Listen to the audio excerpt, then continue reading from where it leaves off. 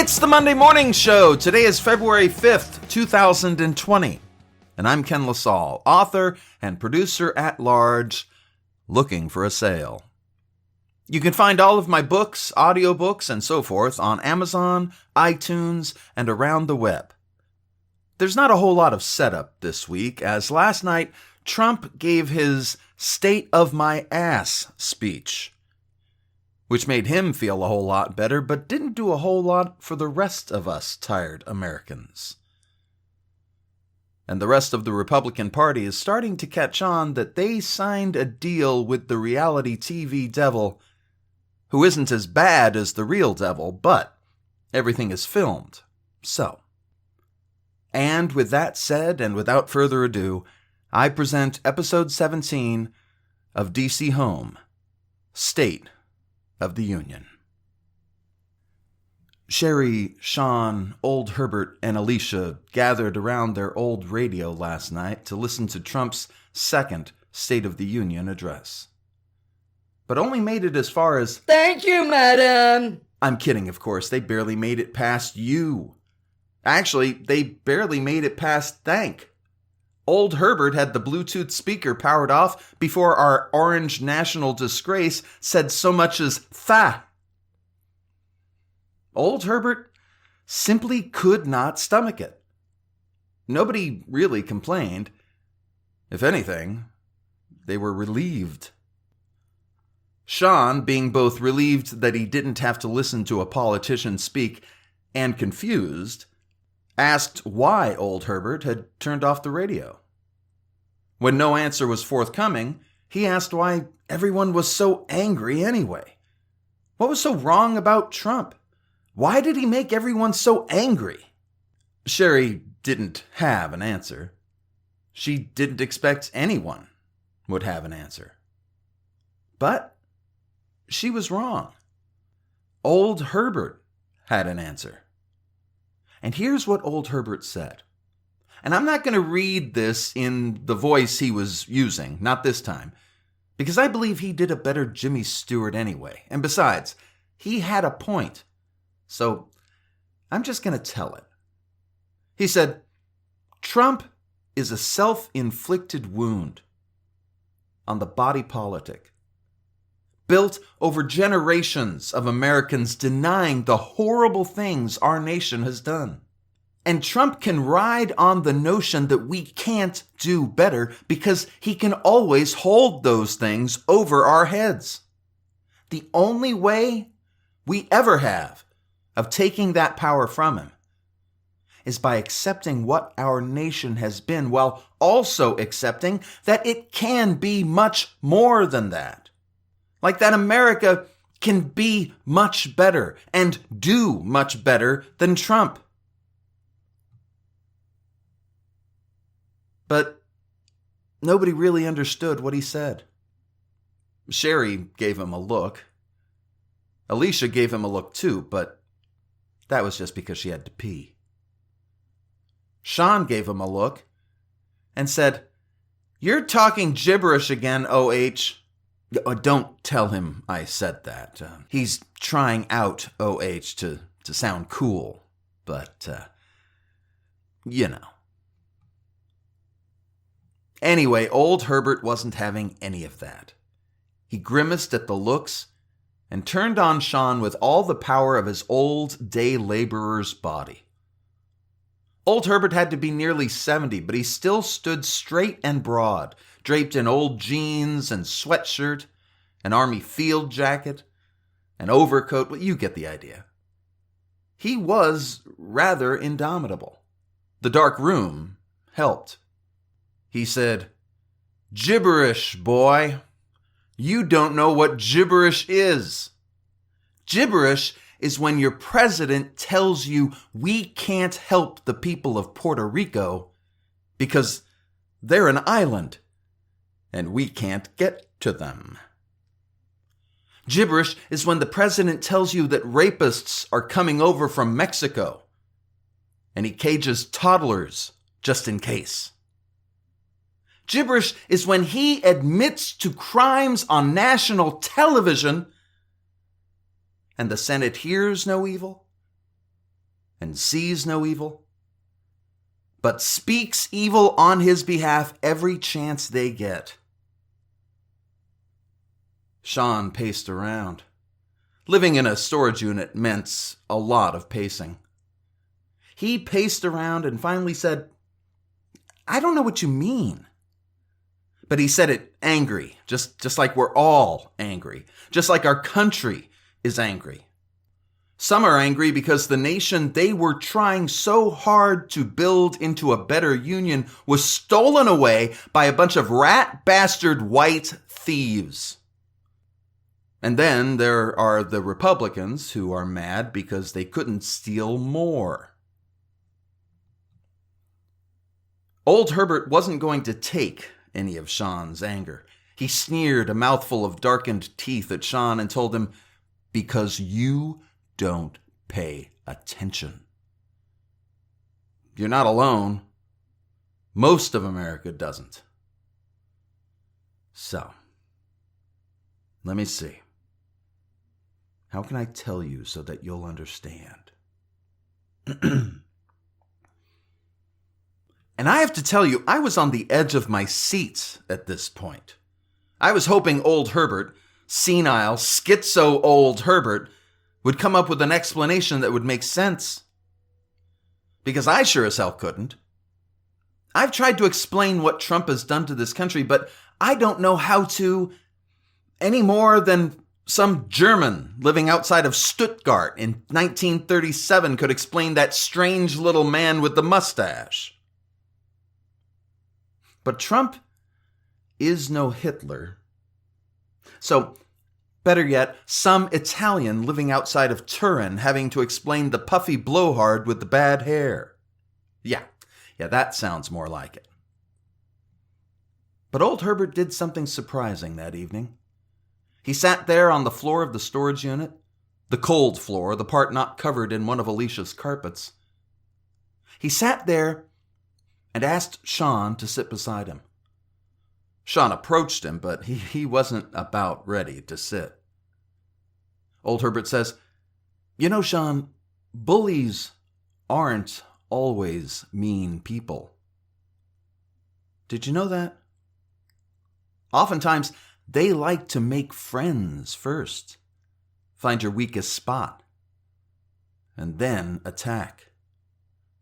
They say something like, 'Everybody steals,' if you refuse to shoplift with them. Or they ask you if you're chicken when you refuse to take a punch. They get inside of your head, and they... Old Herbert really didn't know what to say. So, Sherry did. She said, "They fuck with you, Sean. They take advantage of anything they see as a weakness. It doesn't even have to be a physical weakness." "Look at Trump," old Herbert explained. "He began by telling that our elections have been rigged for years. Our economy is rigged. It's all rigged." "Isn't it all rigged?" Sean asked. And old Herbert pointed at Sean and said, "Exactly. That's exactly what he wants you to think. If I told you that everybody drank Slurpees, would you want to?" Sean said, "Sure," because he liked Slurpees. "If I told you that you could steal them from the Walmart, would you?" "What am I stealing?" "If I told you that your aunt has a wallet filled with money that she keeps from you, and that's why you have to live in a..." And then, just then, Sean's eyes pivoted to Sherry. Suspicious eyes. Hungry, angry, tired of living in poverty eyes. And old Herbert shouted, "Aha!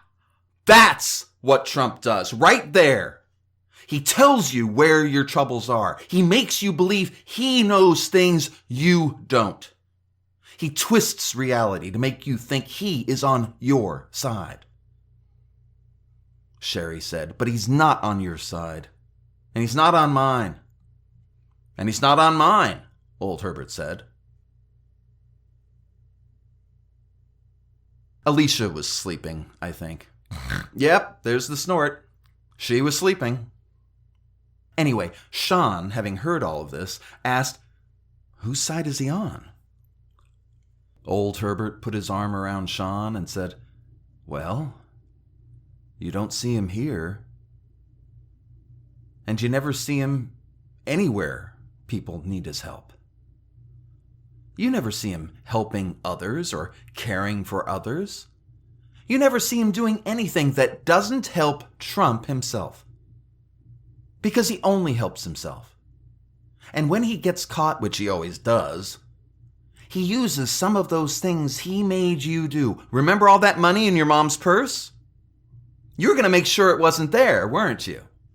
He takes those things he got you to do, like any bully, and he uses them against you.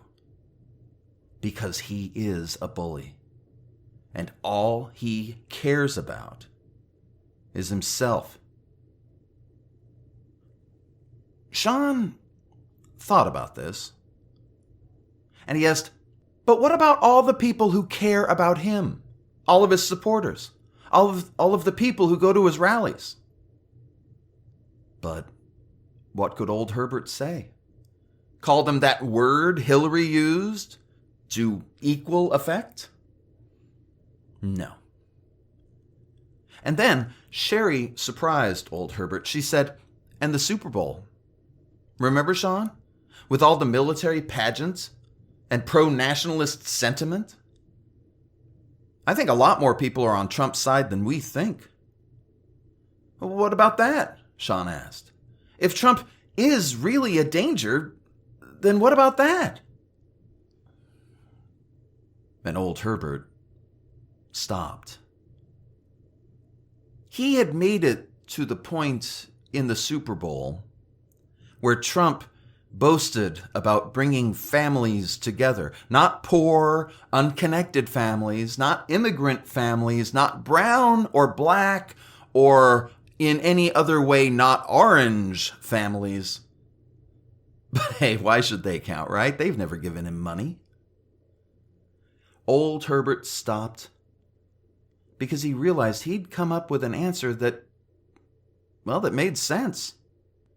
Even as he spoke like Jimmy Stewart, because the voices in his head told him to. They didn't exactly spell it out for him, but he was pretty sure they were going to kill him if he didn't. So, better safe than sorry. But I mean, nobody else is coming up with anything. At the Iowa caucus, the Democrats might as well have given Trump the win of their caucus. Democrats are so quick to slit each other's throat at the chance to beat Trump. Trump doesn't need opposition. Just a country full of people shouting, me, me, me. And old Herbert says, it's like Oreos.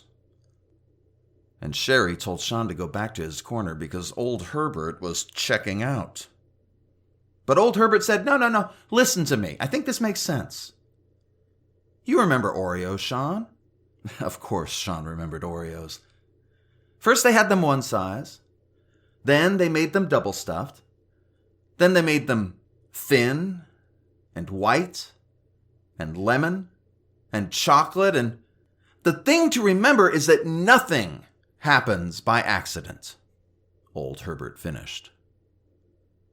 And Sean knew what he was talking about. After all, most people believe nothing happens by accident. But old Herbert argued, no, I didn't mean like that. I meant that people don't usually do things without a reason. Corporations certainly don't. And governments are no different. Meaning? Sherry asked. Meaning that those Oreo flavors are not accidental. Each flavor is an attempt to boost sales. Each flavor is unique and different and appealing to a different demographic. Fortunately, Sean knew what a demographic was. Old Herbert continued by explaining that the more flavors there were built an anticipation for even more flavors. And more products needed more flavors, until there were so many flavors for so many products, ice cream and pop-tarts and potato chips and cookies and on, that it all became noise. And people could no longer pay attention. People have too many things going on to pay attention. Details get lost. But it's not important, so people don't have to pay attention. And you see, in this way they're taught. They learn not to pay attention as a means of coping. Sound familiar yet? Trump discharges so many new flavors of excrement, caging children, stealing from taxpayers, bribing dictators, threatening senators, confessing to crimes on national television that people watched him commit in broad daylight, threatening the innocent, making pollution more illegal than ever. And there's more. That's the point. There's always more. There are so many more horrible things he has done, but nobody could possibly remember them all. So, you look it up online. You type horrible things Trump has done into Google. But you hesitate before pressing the search button because you know you are going to destroy the internet and descend what's left of society into a new stone age. There's just too much. So, we are forced to block it out. Block out all of the crimes this orange national disgrace has committed in our names, while the rest of the world keeps that list and prepares to use it against us. And that is only right. Because Trump isn't just one man. Trump is us, and we are Trump. We might as well rename the nation New Trump in Your Assholia because we allowed him to happen. We didn't take to the streets. They took to the streets. We didn't threaten violence. They threatened violence. We didn't defend our democracy, so they took it. And we forget that it was our democracy that kept us free, that allowed us to say, this is what I believe. These are my values. Because now everything is Trump. And American values are the caging of children. American values are the destruction of the environment. American values are anything for money, anything to win, anything to forget how small and dirty and despicable and loathsome we have become. Sean asked, even when we live in a storage unit? Like that Jewish girl in the attic? He means Anne Frank, Sherry explained. Old Herbert shrugged. Trump won't take responsibility. His supporters won't. The Democrats won't. Not even the Greens will. Unfortunately, somebody is going to have to. So it'll probably be us.